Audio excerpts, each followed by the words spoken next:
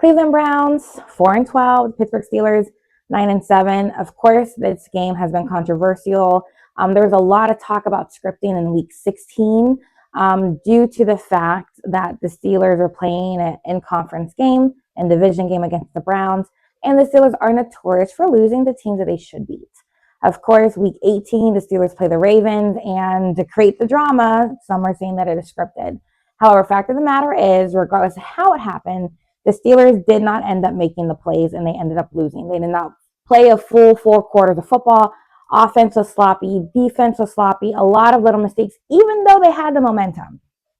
However, the Browns did end up playing well, and they ended up just playing, I don't want to say harder, but they were able to make the plays that mattered for them to win. Both teams did their best for that week, and we will see what happens. So due to the scripting and due to the question marks that we have with the league, with it being an entertainment, and of course, Roger Goodell has been accused of doing some things in order to create the drama within the league, in order to take the fun out of it, and not only that, but to really not take into account the fans or the teams due to higher ratings or due to have higher ratings.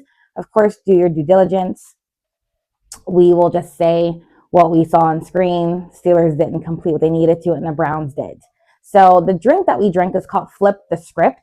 It's Irish whiskey, stout beer, maple syrup, egg whites, and Orinoco bitters.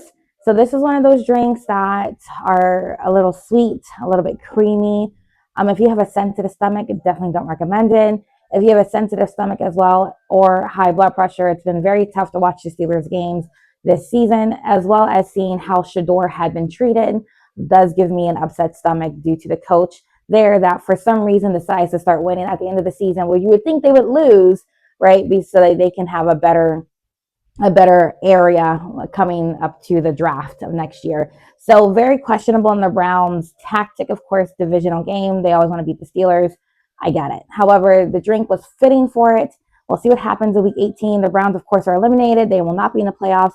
Steelers need to beat the Ravens in order to be the AFC North champions, and of course, to have a playoff berth that will be most likely on the road. However, we will see what happens. So thanks again for a great drink.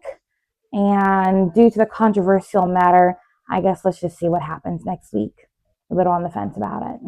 Cleveland Browns 4-12, Pittsburgh Steelers 9-7. Of course.